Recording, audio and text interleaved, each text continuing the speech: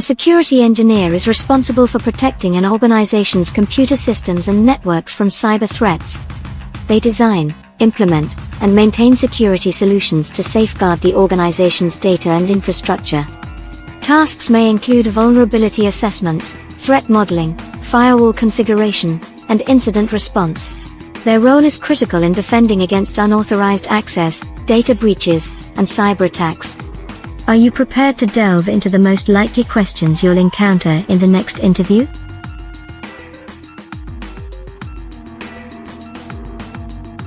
Question 1. Why do you want to build a career in cybersecurity? I'm driven by the challenge of protecting critical data and the ever-changing landscape of cybersecurity. My involvement in SOC operations, SIEM implementation, firewall management and incident response has shown me the real-world impact of this field. Plus, there's high demand and room for growth. Question 2. What are your greatest strengths and accomplishments? I excel in data analysis, threat identification, and communication. I led an incident response team through major incidents, effectively triaging and containing the situation. I have been involved in implementing new security solutions and protocols to uplift overall security posture. Question 3. What is a man-in-the-middle attack? A man-in-the-middle attack intercepts communication between two parties, allowing the attacker to eavesdrop or alter messages. Question 4. What is encoding, encryption, and hashing? Encoding data transformation into a new format. Encryption secure encoding that requires a key for decryption. Hashing one-way data transformation into a fixed-length string, often for secure password storage. Question 5. What is cross-site request forgery? CSRF tricks users into unknowingly performing actions on a website where they're logged in, potentially compromising their account or data. Question 6. Why are cryptographic controls key to modern business operations? Cryptography protects sensitive data during transmission and storage, aiding in compliance with regulations like GDPR and HIPAA. It's crucial for industries like finance and healthcare. Today's workforce is diverse and users connect via insecure public internet. In addition to that, businesses are moving to cloud-based solutions that require connectivity via public internet.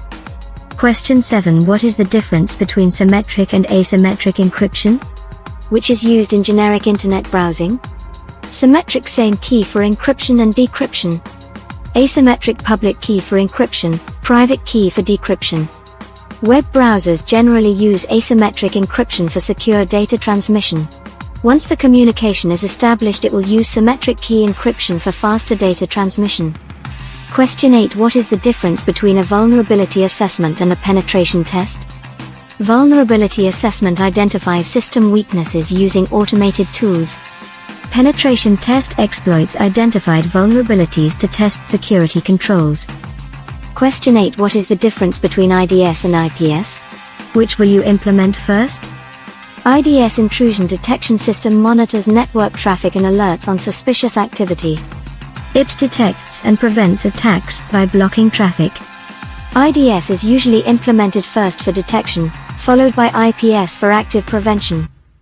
Question 9. What is the difference between a firewall and a web application firewall? Firewall controls network traffic based on rules. WAF specifically protects internet-exposed web applications from targeted attacks like SQL injection and XSS. Question 10. What is a stateful firewall? How does this help improve security? A stateful firewall monitors the state of active connections to allow or block traffic based on the context, not just packet details. This offers more granular control and enhanced security compared to stateless firewalls. Stateful firewalls improve security by tracking the state of each connection, ensuring that incoming packets are part of an established, authorized session initiated by an internal system, egress traffic. This reduces the risk of unauthorized access and attacks like IP spoofing. Question 11. What is port forwarding? How can you secure it? Port forwarding directs incoming network traffic from an external network on a specific port to a different port or device on an internal network. It's commonly used to make services on a private network accessible from the public internet. Can be secure by implementing strict firewall rules and monitoring, limiting which external IP addresses can connect through the forwarded port. Question 12. What is the CIA triad?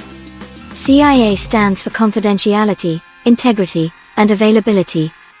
Question 13. What is a botnet? A botnet is a network of malware-infected computers controlled by an attacker, often used for DDoS attacks. Question 14. What are common types of cybersecurity attacks? Phishing, malware, ransomware, DDoS, and SQL injection are common attack types. Question 15. How do you secure cloud-based servers and databases? Use access controls, encryption, firewalls, and intrusion detection. Keeping software updated. Question 16. What is the difference between authentication and authorization? Authentication verifies identity, authorization grants or denies access based on permissions.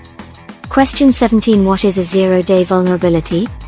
A zero-day is an unpatched security flaw unknown to the vendor, exploitable by attackers.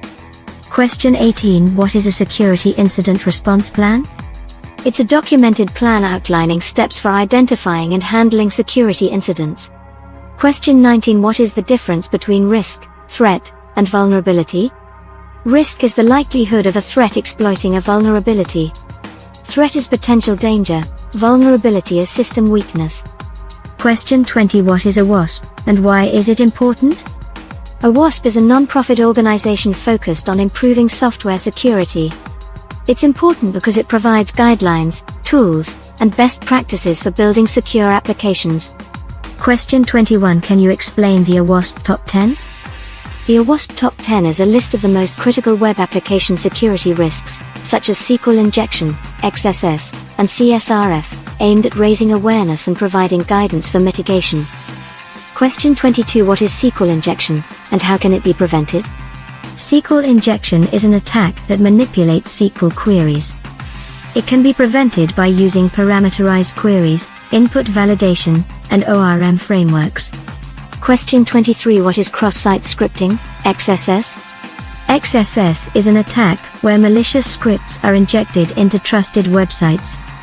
It can be mitigated by sanitizing user input and implementing Content Security Policy, CSP. Question 24. How do you secure data transmission? Use HTTPS with strong encryption algorithms and ensure proper certificate management to secure data during transmission. Question 25. What is broken authentication?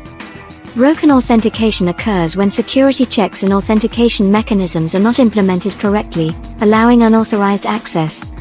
It can be prevented by using multi-factor authentication and secure session management. Question 26. What is security misconfiguration? How can you identify them? Security misconfiguration happens when an application, server, or database is not securely configured, exposing it to attacks. Regular security audits and automated scanning can help prevent this. Follow me to the part 2 of this video. Thanks for watching.